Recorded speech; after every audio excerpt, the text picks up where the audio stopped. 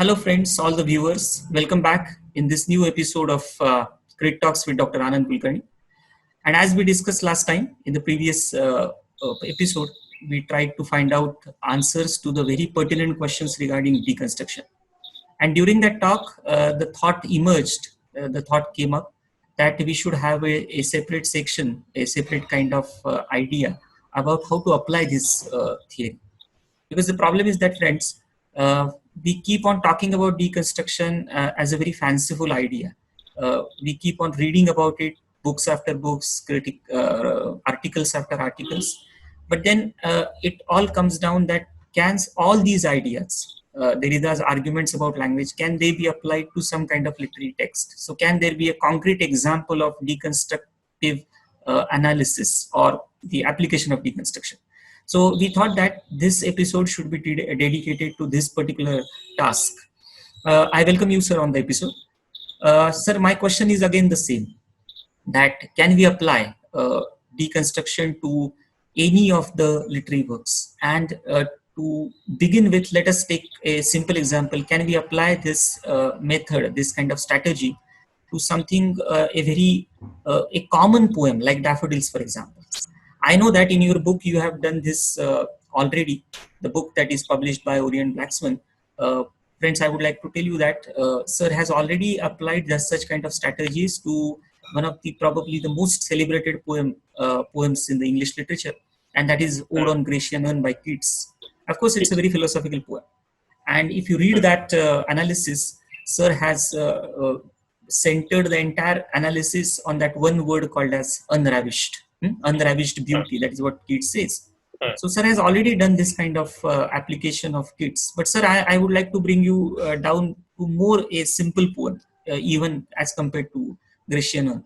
So my first question, and of course the entire tone of this particular episode would be, can we apply deconstructionist model, Derrida's ideas, to a poem like Daffodils, which is of course very simple and very popular also. So can we do that, sir? Yes, of course, we can apply deconstruction to any literary text for that matter. And it is good that you referred to a very beautiful poem by Wordsworth. It is a beautiful, simple, and lovely poem. And perhaps everyone who is not even a student of English literature or English poetry knows this, because he or she must have studied this poem or must have known this poem at some point of time in his or her life. So it's a wonderful one. Yeah. And we shall try to deconstruct this poem, that is, try to understand this poem from the deconstruction point of view. Of course, we cannot lay any claim that this is the only or the authentic analysis of this poem from deconstruction point of view. You can raise so many doubts, so many questions. Deconstruction, the one very important advantage of deconstruction strategy when it comes to its application is this, that it is open and not closed. It is always an open-ended kind of endeavor, open-ended kind of enterprise. Yeah. And we can always debate. And that, of course, is one very important point, or that is the beauty of deconstruction, I think, of any post-structural strategy for that matter, and of course of deconstruction. Right. Coming back to the point that we were discussing, the point of a poem called Daffodils. Can we interpret this poem? Can we understand this poem from the deconstruction point of view? The answer is yes, we can do that. But before that, I would like to give some precautions to the researchers and students and teachers who want to or would like to apply deconstruction strategy to any literary work of their choice. The first thing is that we should not try to interpret the text, because that is against the spirit of deconstruction. We should not try to find out the meaning of the text. That is first thing that we should do. That we are not interpreting the text. We are trying to understand where the text makes interpretation impossible. The other way around, it is true.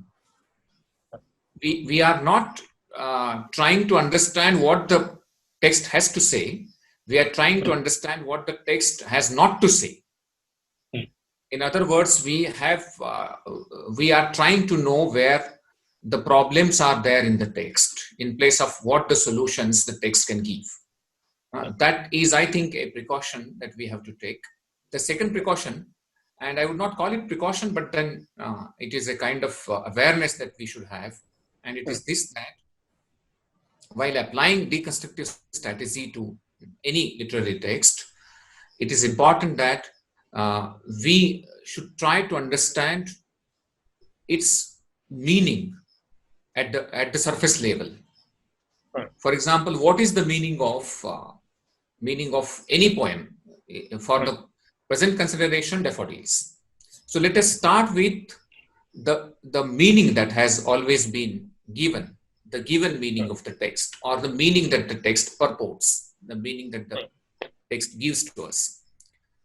And this is a new critical strategy that we start with interpreting the poem, and then we shall come to know what are the problems in interpretation. If you ask me what is the methodology in a limited sense of the term, how can we apply, this is the surest possible way to apply deconstruction to any literary text. Right. We start with the knowledge of its meaning. What is the meaning of the text? What does it refer to? What is its message? How the earlier critics and readers have tried to understand it. This So will general help comprehension of the text. Yeah, general comprehension of the text. This will help as a background against which we shall try to understand how the text makes such apparent interpretations impossible. And not that you are bringing something outside the text into the text. Deconstruction is not something which shows to us the extraneous, that is something outside the text that it brings into. And deconstruction is not something that discovers that is not there in the text. It is always there in the text. It tries to uncover the inbuilt, inherent contradictions and inconsistencies in text that we have to understand.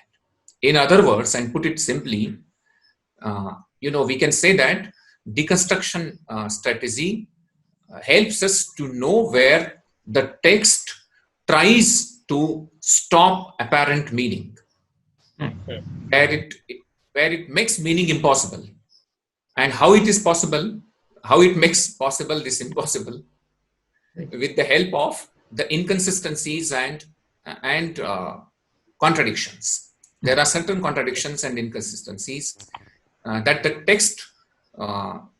text brings out, or the text proposes, and it is with the help of these contradictions and inconsistencies the interpretation is rendered impossible or rendered indeterminable, unfixed, unstable. So you learn later on that it is impossible to arrive at a specific and determinable meaning or interpretation of a literary text. With these few preliminaries, I think we should turn towards the text now that you referred to. Daffodils, there are two things that we have to understand about daffodils, which we all know. I shall simply repeat. One is that Daffodils is Wordsworth's signature poem. That is the poem by which Wordsworth became so widely known across the world. And second thing is that this is an era-defining poem, because this poem expresses all important features and characteristics of Romanticism. Right. If you want to refer to any romantic poem, I think the best example is Daffodils. So with these two ideas at the back of our mind, that it defines Wordsworth's works, at the same time it defines the movement that Wordsworth triggered, we turn towards the text now. Now, what is this poem all about? What is the general meaning of the poem? The general understanding of the poem that this is a nature poem, that the poet tries to express the relationship between man and nature, that nature is always a wonderful, sweet and beautiful company to all human beings, that we can find the ultimate solace and bliss and happiness in the company of nature. So all these things are there, This is a general understanding of the poem. You can go into the details also, line by line, stanza wise also, because there are 4 stanzas containing each 6 lines, and the rhyming scheme is AB, ABCC. So this is how you go on. Yeah. These are the technical details that you have to keep in mind, because you have to go into the text and attain to the minute details of the text. Now, with this, we turn towards the deconstructive reading of this poem. I will not frame my my way of dealing with this poem this way, that I would like to deconstruct the poem, because the suggestion by using this is quite negative, rather negative, and it is this as if you are going to destruct the poem. That is not actually that. So let us say that we shall make a deconstructive reading of the poem. It's not a forceful kind of. Yeah. And it is a sophisticated way of saying it. We shall make a deconstructive reading of the poem. Actually, we are doing the same thing. Anyway, now look at the first stanza and opening lines. I wander lonely as a cloud. Now you shall see that the very first stanza in the poem is full of contradictions. Don't you think like that? For example, cloud is contrasted with crowd. And this is carried forward. A crowd is followed by a host of daffodils. So what kind of difference do you find between crowd and host? Is there any difference? Which we have not paid enough attention to, I think. Which we should. A host has a religious connotation. Crowd is a routinized word that we quite often use. If we go into the details, this is how we should do. So, lonely cloud is contrasted with crowd. And crowd is a term which suggests so many people, too many people together. This is how it contrasts itself, And then crowd is also contrasted with the next word, a host of daffodils. Second thing you shall see, if you go stanza wise, the first stanza expresses the loneliness of the speaker. In between, company of the daffodils comes, and even again in the last stanza, we return to the initial loneliness. He calls it solitude, though it is a bliss of solitude, but solitude is there. Yeah. So in between these 2 stanzas, the first stanza and the last stanza, the 2 stanzas come in between. It is this in-betweenness, it is in this in-betweenness that you will understand that the poem subverts itself. The poem radicalizes the general understanding. It subverts the general understanding. It reverses the given order. The given order is this, that there is a relationship between man and nature, and that this relationship needs to be preserved, that this relationship results in happiness, because you shall see that the word dance has been consistently used in all stanzas. In the first stanza, there is dance. In the second stanza, there is dance. In the third and in the fourth. So dance is consistently used. What does this word dance refer to? Is it a cultural activity? Or is it a public activity? Or is it something which is related to an individual? Is it a subjective idea? You can go on problematizing this term, this word called dance. And is it the case that everyone dances? For example, even flowers also dance. But do flowers dance? With the breeze passing through them, the flowers also dance. Flowers do not dance, they move. That is it. That we have to understand the difference. In dance, you have some kind of system. You have some kind of structure. Some systematization is there. Some structured pattern is there. With the help of which, any movement we do not call to be dance. So there is some culture in it. My point is that there is some culture in it.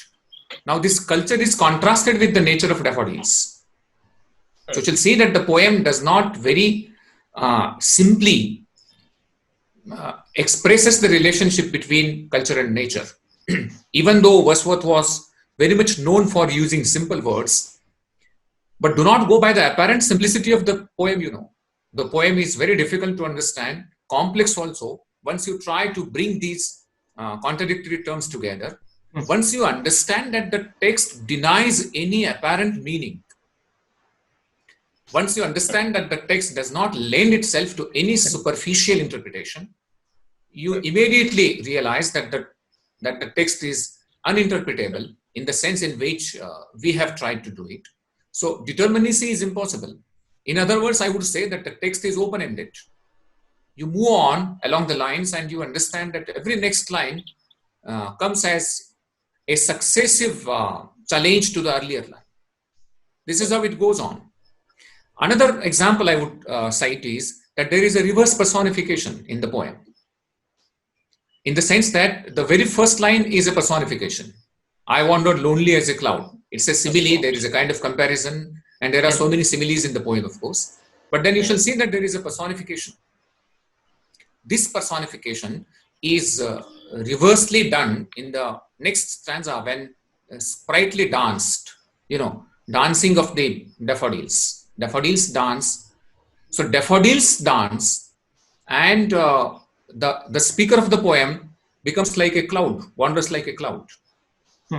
So a human being is made inanimate, and an inanimate object is given human qualities.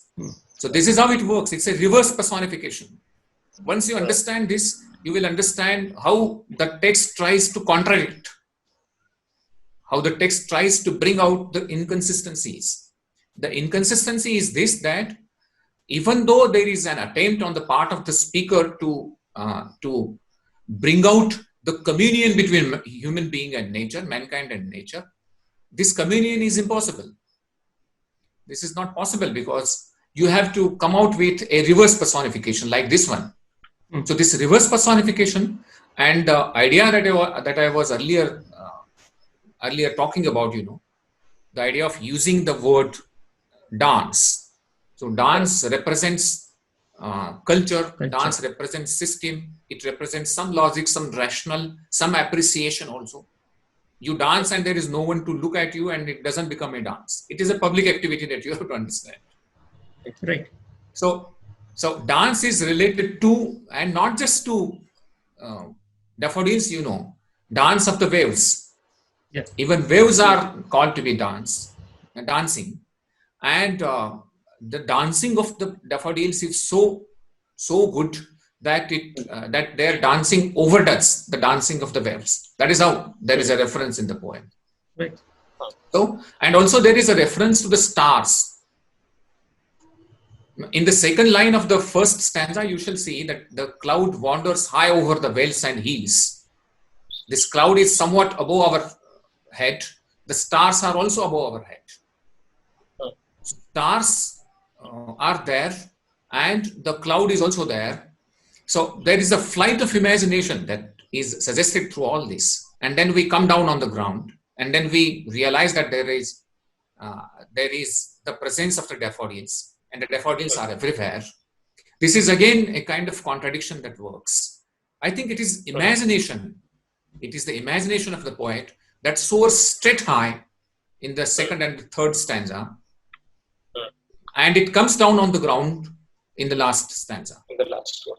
It is That on the movement ground is there, in the first stanza. Yeah, this kind of movement is there. A very what you call up and down kind of movement is there of the imagination. In the very first stanza, you have his imagination on the ground. It suddenly takes off in the second and the third third stanza. And in the last stanza, that is in the fourth stanza, it again comes back on the ground. So this is how it goes. There is up and down, and that you have to understand. If you bring all these ideas together, you will understand that the poem does not appear to be simple, and it does not refer to the simple meaning, the simple given meaning that we have. So even though there is simplicity. Of, experience of a particular event and a memory of that event. So even that can be problematized. That which one is more important? Whether the experience is important or whether the memory of that experience is more important, because both these things are there in the poem. Very true. Very true. On the level of experience also, because it is a memory poem in other sense of the term. Yeah. he lies on the couch and then he remembers and then he finds the bliss of solitude. That is again a kind of memorization. So bliss comes through memory, or bliss comes through the actual experience. Could of course be problematized in the poem. So there are so many issues that the poem comes out with. The only thing is that we have to become alert to the problems, the inconsistencies, the contradictions that the text offers to us. If this happens, I think we can have a deconstructive reading. This is, of course, a very rough way of looking at it, the kind of attempt that I made. We can go into the details, stanza-wise, line-wise, concept-wise, and then we can understand that even though the theme of the poem is the communion between nature and mankind, this very communion, this very urge for the company of nature is subverted by the poem itself. And subversion is possible only because of the memory, the imagination, and the contradictory words that the poet uses, in the poem.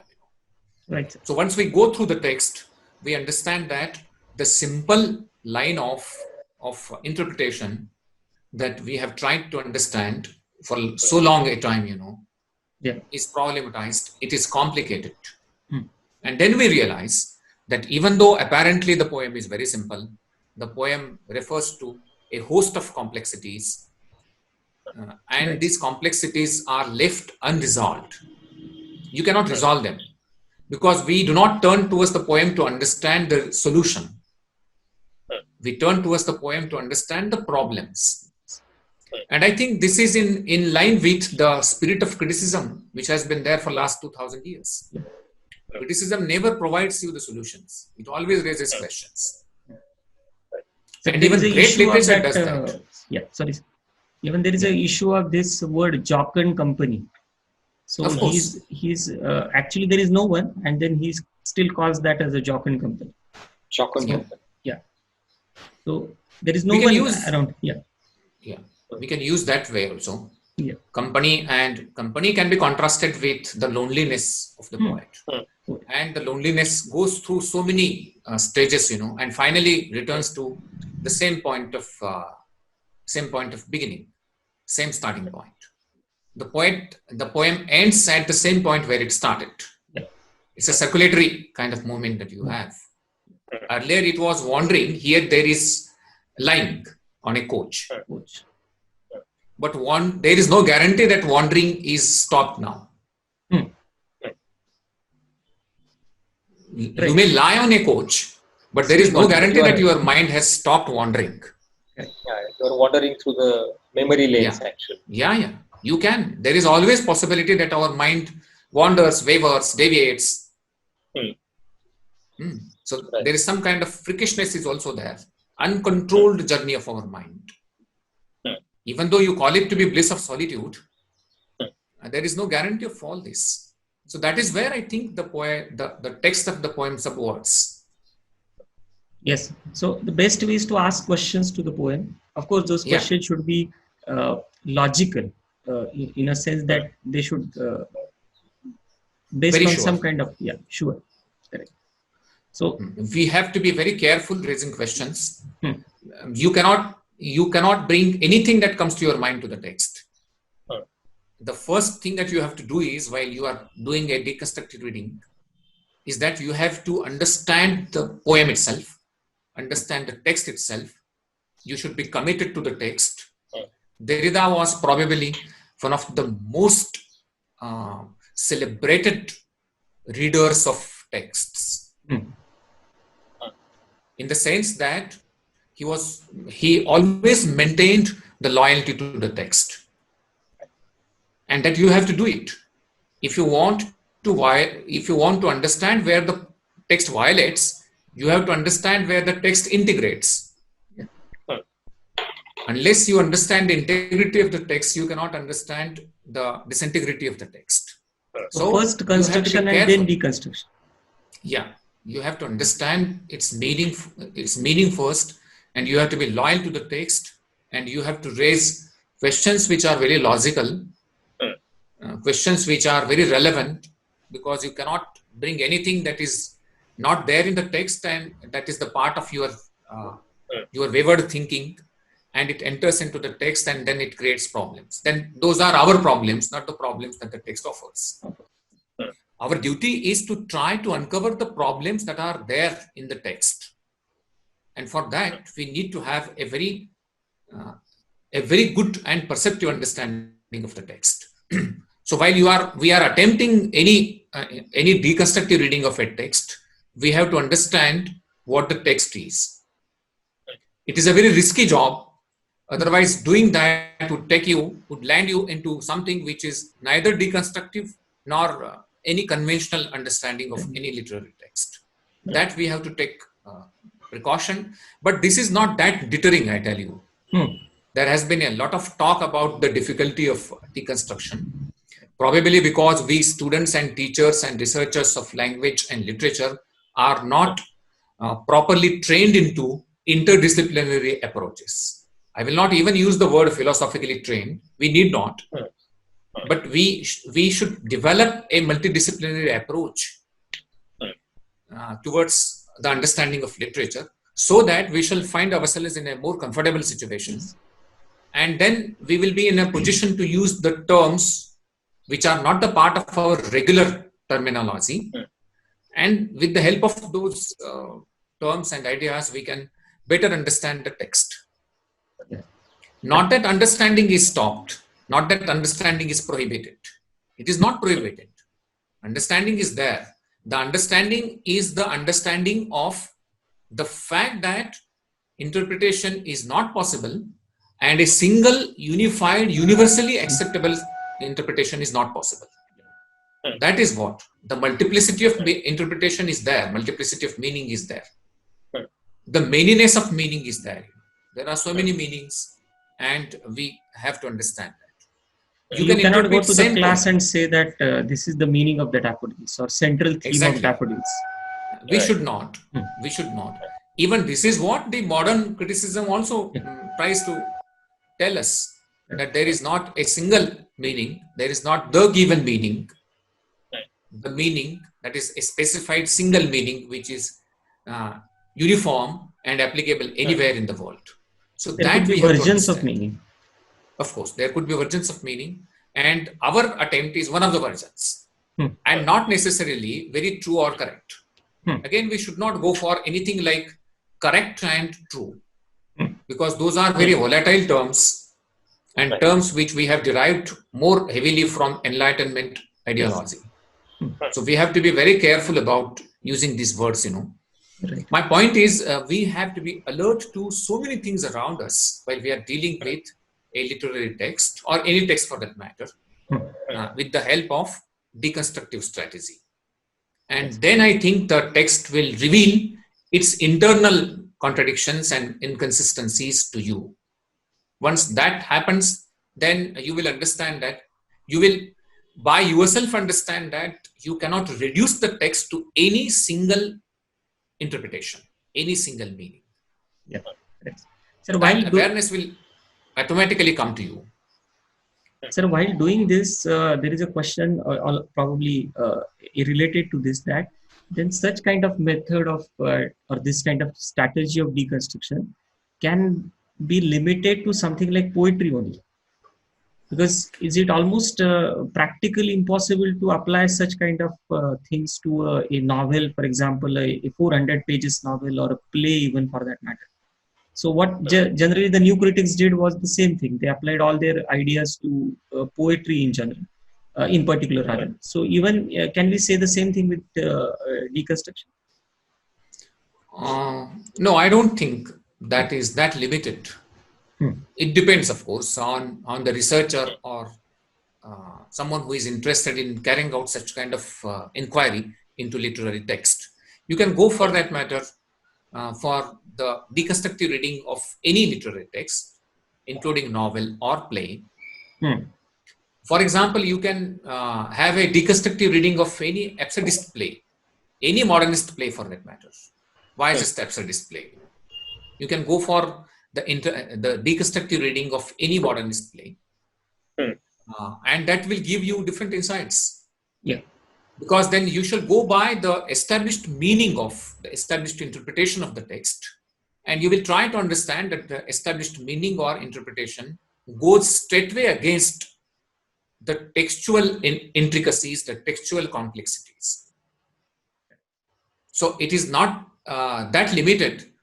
Yes, of course, we can say that then you have to be more prepared for a long-term affair with the text. Yes. If you have to deal with a novel or a play.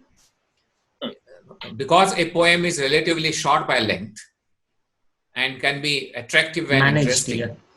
Yeah, you can do that. But not that it is that easy also. You are deconstructive dealing with a poem is equally problematic, is equally challenging as it is you are dealing with a play or a novel. The thing is that you have to make a preparation for all strategical dealings for a play, for a novel, for a poem. Though new criticism was related to, which you rightly pointed out, that new criticism was related to or limited to the interpretation of poetry, deconstruction is not. You can apply it to any. And you will ask who has done that. Yeah, that was my next question. And yeah, and the answer is Derrida himself has done it. Derrida has himself tried to apply deconstructive reading to Hegel, to Rousseau, to the philosophical texts, not just literary texts, to philosophical texts he has done. And Sir, with if the I'm help not of wrong, which, he has written some 60 pages or 48 pages of analysis of single word of some philosopher, I think. Yeah. He has done that. He has worked on micro level, while he has worked on the use of words, on the texts and all those things, on a very subtle level, on very deep level, he has done that. So I think that is a very scintillating, a very glaring example. Of course, there is every chance that if you apply a deconstructive reading to any literary text, for that matter, it would be like it would be like a doctrine, a principle, a notion of deconstruction falling into the hands of a lesser practitioner, and there is every chance that you may possibly lose the grain, lose the very potential of the practice. That may be there, the risk has always been there. But you have so many other great practitioners, great critics who have applied. I shall give the examples of Jonathan Culler, for example, or Barbara Johnson has done, or Paul Deman has also done, or J.H. Miller has done. J.H. Miller, yes, Hillis Miller has done. So many of them have applied deconstructive ideas to the interpretation of literary text. In fact, American deconstruction was primarily a literary deconstruction, a literary dealing of deconstruction, that we can say. So it is possible, the answer of your question is it is possible. Thank you, sir. The only thing is that we have to understand the basics of deconstruction, and we should be prepared to deal with the novel or play, because that is going to be a long drawn affair. You cannot very quickly and easily sum it up. That way it becomes difficult. But otherwise, because it is difficult, it does not mean that it is impossible. That I think is a sensible answer to it. Sir, one of the critics has said that it is using deconstructive method, or the strategy is like finding a black cat in that room where there is a complete darkness. So you have to be very cautious in that sense. And I think after listening, it is only a caution. It is only a caution. Take it as a caution. Yeah. And sir, of course, we today probably after listening to your deliberation, we probably understood the meaning of that line which was written by W. Yeats in 1920s, that a center cannot hold and things fall apart. So probably that is something which Derrida practiced with textuality and text. So, sir, we can go on like this, and of course, we are definitely enjoying all these things. Something very apparently simple, and what we have been taught, and we are teaching that it's a very simple poem, nature poem, romantic poem. But even that poem can be problematized, or it can be put into a serious kind of inquiry by using deconstructive strategy. So I think today's session, in that sense, is an illustration that it is not just on the pages of the books that we are reading deconstruction, but even that can be put into some practice. And I would advise all the readers, all the viewers, that you please read the detailed kind of deconstructive analysis offered by Dr. Kulkarni in his book Literary Theory and Criticism, which earlier I referred, which was published by Orient Blackswan. So in that, he has taken the poem Ode on Grecian Urn, and probably he has commented on that one word, unravished, in that particular poem, and how that entire one word can refer to the entire cultural setup of in which Keats was writing. So that I would urge all of you to read that particular analysis in his book. So, sir, thank you so much. I cannot thank you for bringing deconstruction on our common readers platter. So it was a wonderful experience listening to you. Probably the lucidity that you have brought in this particular topic was something that was a need of the time, because we keep on reading about deconstruction, we keep on listening about deconstruction, and that adds to the more confusion of the readers. So probably Derrida is confusive, or it is very difficult, but then the critics of Derrida are more confusive than Derrida itself. Thank you so much for making this a common man's dose for all our readers and viewers. So thank you so much. Thank you, Ghanshyam, for raising wonderful questions and perceptions about this particular topic. I thank all the viewers for being with us throughout this journey. So keep watching coming episodes of Crit Talks with Dr. Anand Kulkarni, and subscribe to our channel. Thank you so much. Thank you. Thank you.